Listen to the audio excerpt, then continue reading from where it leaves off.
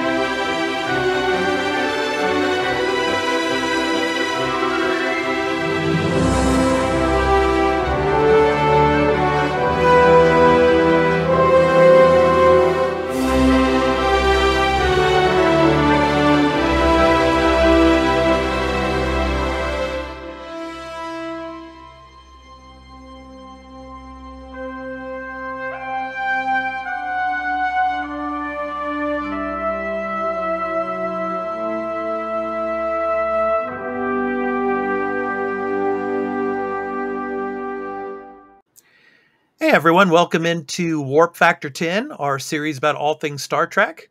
I'm your host, Expat, along with my co-host, Burly of Burlyman Gaming. How you doing, Burly? Doing good. How are you, Expat? Very tired. Because yesterday we did the, for our gaming portion of the Arena Productions, of course, we did our live stream of the Xbox Bethesda games showcase, and of course you could go and check that out on our YouTube channel. So it was like we started at 2 a.m. my time here in Japan, where for you guys it was like Sunday afternoon. You were just kicking back, drinking some brewskis, having some shots and stuff, and I'm like 1 p.m. for me and Carl, so it was like beauty. So for me it's like finished at like 4:30 in the morning. Had to get up at 6:30 to go to work. So it's a crazy day. But anyway, in this episode, we're going to be talking about Star Trek: Strange New Worlds, the latest episode from last week, episode 6, "Lift Us Where Suffering Cannot Reach." So this was a really good episode, Burly. It was one of my favorites, and just want to say that we're going to be using spoilers here because. This is a spoiler review episode. So any of you that have not seen the episode yet, please go and watch it and then come back and watch our video, because this review is a spoiler review. So we're going to be talking throughout the episode, and there's going to be a lot of spoilers in it. So there's your warning there. So if you have not seen it, go check it out. But if you have already seen it, stick with us and enjoy the video. So anyway, Burly. So Majalis. Yeah. So, I mean, what'd you think of the beginning of this episode? It's like Pike has been in this area before. He was something like about 10 years ago. He was in this area. And, the ship comes up and there's a distress call. And the ship starts firing, that was firing on the other transport ship, starts firing on the Enterprise. But apparently they weren't so powerful. So, I mean, it was just barely nicking the shields, I think it was like 0.001% or something like that. Right. Crazy. And Pike's just like, really? Yeah. That's all? Yeah. Okay, let's get at him. And so, and Uhura, in this episode, she was, of course, doing her rotations as usual. Before she was with the chief engineer, now she's with La'an doing the security run.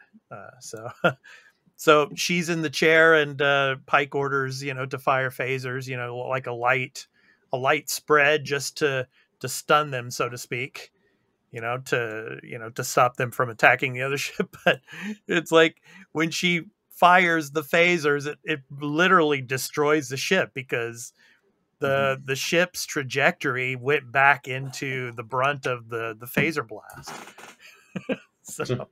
so the ship goes down, goes into the atmosphere of this Majalis. I think it was Majalis, or it was the other planet. I forget exactly which one. I forget which planet it was. Yeah, but so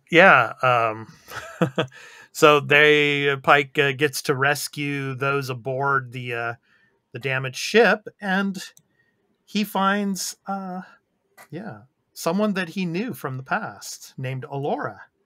So Alora, she of course knew Pike when he was a lieutenant, and it was she is basically the head of Majalis. I guess she's the president of Majalis. And it was interesting, like the scene here for all of you watching the image here with Pike and number one. Number one was just getting a kick out of all this because it's like him. And what'd you think of this scene? I like this because you get like Pike's little smile and number one just doing her little lines and everything. It's just funny. Yeah, just the scene and the person that comes aboard just smiling back. It's like, oh, they've got a good little past here. Yeah, can't wait till we explore this. Yeah, exactly. And then of course there were of course the boy and his father, biological father, who's actually a doctor named Gamal. And the boy is supposedly the first servant.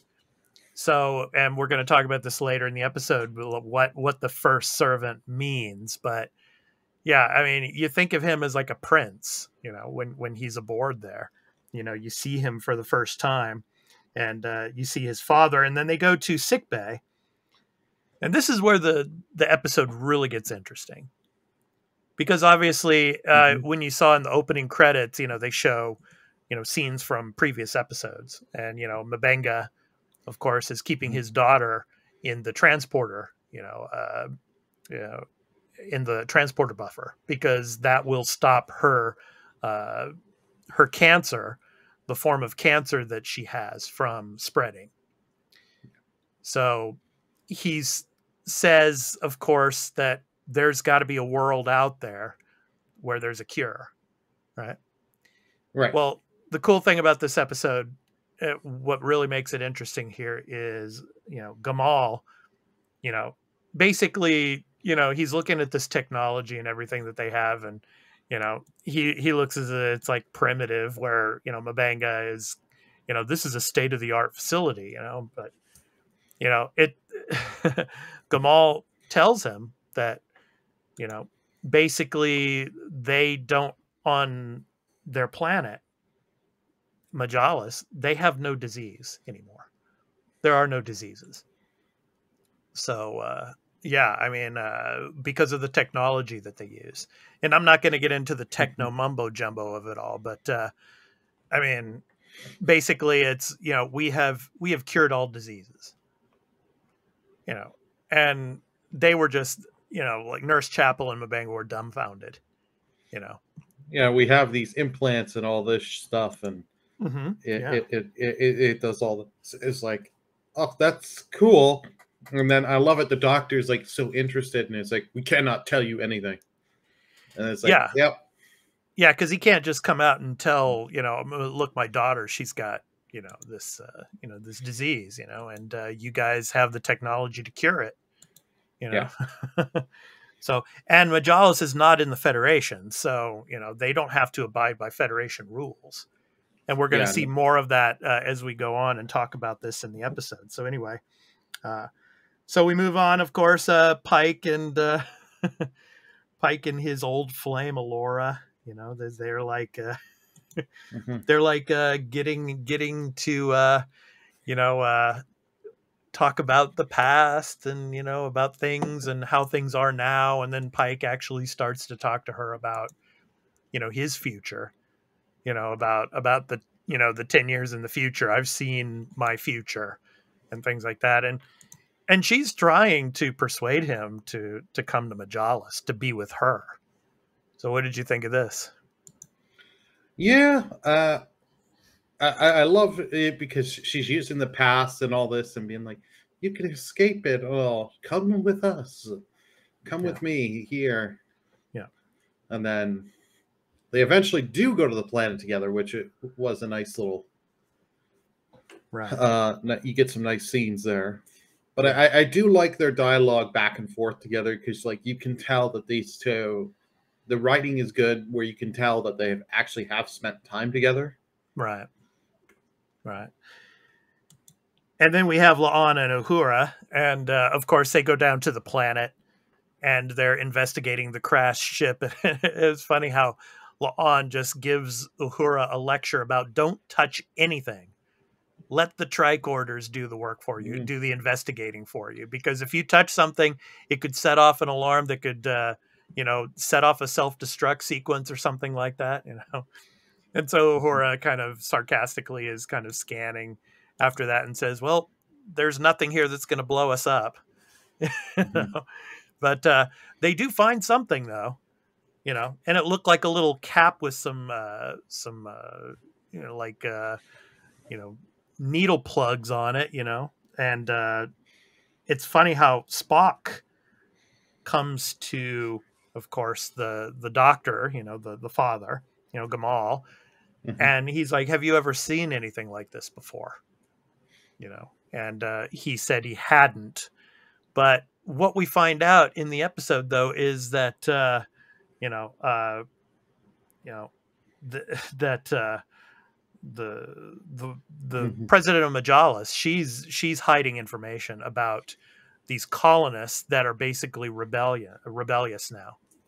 So Alora is basically saying that they're aliens, Mhm. but they're not really aliens because Uhura later in the episode finds out because of the you know the syntax and everything in the language that they are actually from Majalis.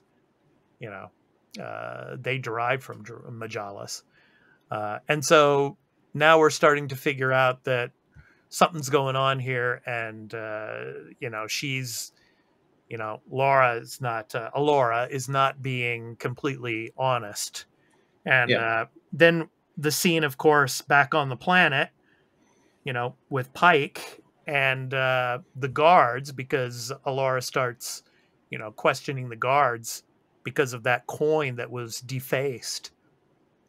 And then one of them, of course, was, a sympathizer of the The rebels. rebel. Yeah. And, but of course, you see Pike here trying to help out, help Alora and everything. And he still doesn't really know exactly what's going on yet. Yeah. So yeah, so they don't know that they're really trying to save this, first servant, and we still don't know exactly what's going on yet. But anyway, what did you think of these sequences? Yeah. Um. I liked it, but Hmm. you can easily tell something is off here. Yeah, You don't like. I didn't have at first the full doubt of like she is fully evil, kind of thing, or and stuff that gets revealed later in the episode. you're referring to Alora, right? Yeah, Alora. Okay, Yeah, yeah. Hmm. you think this guard's just gone bad, Yeah, because they've got some sinister thing because they want to up throw and just put the planet into chaos. yeah, yeah. Yeah. Yeah, and so I mean, at, at Mhm. at this point in the episode, it's still we don't really know exactly, the motives of these rebels. Why they're doing this. So but we start to find out later on, and then of course as we get farther into the episode, uh, another attempt to take the first servant away again, and with help from the father, is quelled, and because of the transporter system. And yeah, it was interesting how the boy was able to stay on the Enterprise, or he could beam himself back to the Enterprise, you know and that one scene, I'm going to show it here, where Pike was just like, how in the hell did who gave you the authority to beam him off? And Yeah. it's like the transporter chief is like, it wasn't me. Yeah. So yeah, but anyway, the boy gets back, you know and of course, the Alora thinks that, because Pike has to, before they find out that the kid's still on the ship, he has to, you know, uh, relay the information to Alora that he was lost, you know, to the rebels, and then she's freaking out, and like, it's like, it's gonna destroy the planet and everything about it. And Pike still, he's just doesn't understand. It's like, what does one boy, have to do with, a whole planet, like, completely losing, its, itself and its structure and everything. Yeah. So Yeah. Yeah. I still like, as you said, with the whole him being like going to his engineer there and like, who told you could beam them off? I'm like, yeah, shit. I love that, just the way he says it and his yeah, face and all that. Like, I'm really loving the actor's portrayal of Pike and all these original Ensign Mount. Yeah, yeah, yeah. so, I'm loving the actors they have for the show, doing an awesome job. yeah, yes, that's for sure. Yeah. But shoot, I lost my train of thought there for a sec. But I do like that they're just showing this kid isn't just a typical normal kid. They're showing like how intelligent he is throughout the thing. Yeah. He founds the doctor's daughter in suspended animation, brings her Yep. out, Yep. playing and talking with her, and then the doctor has to put her back in, but she is so like, she's not happy. Right. To go back in. He Right. the doctor doesn't want to do it, but it's to save her and keep her alive. Right. To find the cure. So he puts her back in. And then the father comes into his son and he's like, the son's like, I was looking for a midnight snack. Yeah. Yeah. And then the father was saying, no, it looks like you were just fooling around, and, yeah. Looking for, looking for some kind of attention or something. Yeah. But the boy even starts to lecture Spock even. I love that space scene. Stuff. That was cool. Yeah. So anyway, we get to the point, the child, of course, Pike, and Spock find him, and Pike feels relieved and says, "Okay, we're going to tell Alora," and then the boy is like, "No, I got to get down. The Ascension is about to begin. I have to be there." Yeah, and so basically they go back to the planet, and this big parade happens. It kind of reminds me. It's here we go back to the Star Trek references of like Episode 1, on Naboo. This big celebration going on, at the end and stuff. Yeah. But it's like you think Pike thinks everything's cool, oh, this is amazing, and everything. And then they're like, okay, well, it's time to go to the chamber area. and so they go to the chamber area. And basically then we figure out what's really going on. Well, I love when, as they're going to the chamber, that like, because they got the guards with like spears blocking Pike, and she's like, no, he's allowed in. He's with me. Yeah. And he's like, oh, okay. And then the truth is revealed. Yes.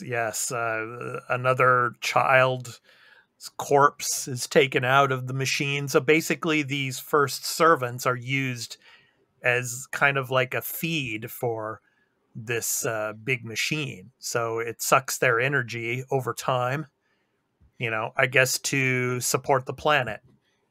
And and the people have been trying, from what Alora said, for centuries to figure out an alternative, and they haven't been able to figure out an alternative. And so unfortunately it's a part of their culture to sacrifice a child, but the child seemed to be willing though to do it until about the end there when he saw the corpse. But he went ahead and sat in the chair, and then the tubes, attached to his face, and that was it.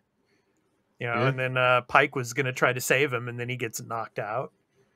And then he wakes up and he's back in Alora's bedroom, and then they get into an argument about culture, and this is how we do things here. And Pike's like, no. It's like, sacrificing a boy like that. No, and it's like, will he suffer? Yes. But it's for the people, it's for the planet. And he's just like, no, I'm going to report this to the Federation, as soon as I can. And Alora's like, well, you have no jurisdiction here, And so then Pike immediately, transports back to the Enterprise. and that's that basically. But the doctor, the father, is still on board, and he decides to go back to the colony where the rebels were to hopefully help them, for any kind of future, first servants, to make sure that they don't have to do that. Yeah. But before that, of course, he goes and talks to M'Benga again. And M'Benga, of course, he remembers the story about what M'Benga told him about a hypothetical hypothetical case about somebody with that type of cancer. Yeah. And and so then he's like, okay, I can give you some kind of like treatment. It's not a cure, but it could possibly be.